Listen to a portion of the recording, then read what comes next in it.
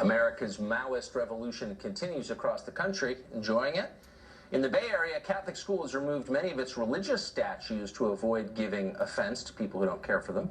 In New York, Columbus, Peter Stuyvesant, even Ulysses S. Grant could all be headed for the landfill. They're offensive too somehow.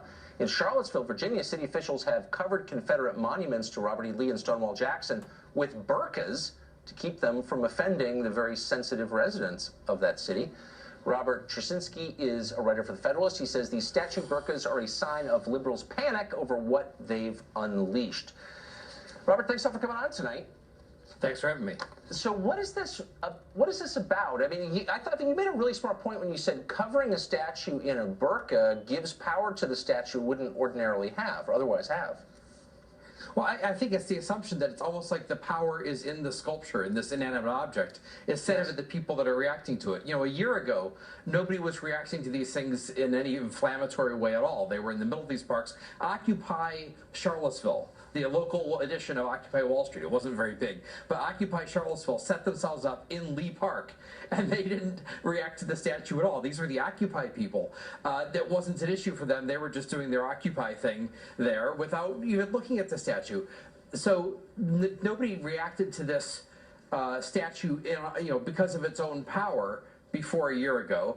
And so it's this sort of idea that it's almost this superstitious approach to it, like, the idols of the old gods are raising angry spirits, so we have to cover them. And specifically what happened here in Charlottesville is last week there was a city council meeting that was open to the public, and it was stormed by these leftist protesters who spent all their time berating and yelling and angrily shouting at the city council members, even chased them out of the room for a while for their own security. And the city council members in Charlottesville are liberals. They're to the left. They're center left. They're the people who came up with the idea of removing these sculptures in the first place. And now they're getting chased out of their own city council meeting by angry leftist protesters. Always. So the revolution eats itself, of course, always. And it was at the end of that meeting that they voted to say, okay, let's cover these up with these giant black tarps. And they sort of look like modern art installations now. They're these giant blocky black things. They cover up with these giant black tarps that I'm calling statue burkas in order to, because we can't remove them yet, but we don't want them to stay there, so we're going to cover them up and hope people will pretend they're not there anymore.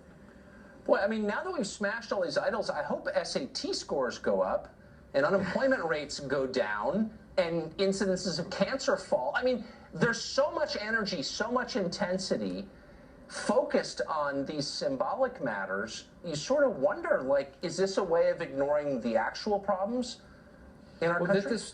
This was the case made against this by a number of people locally, including there's a black man who spoke out prominently against it, saying, of all the problems that we have, this is not one of the top 10. This is not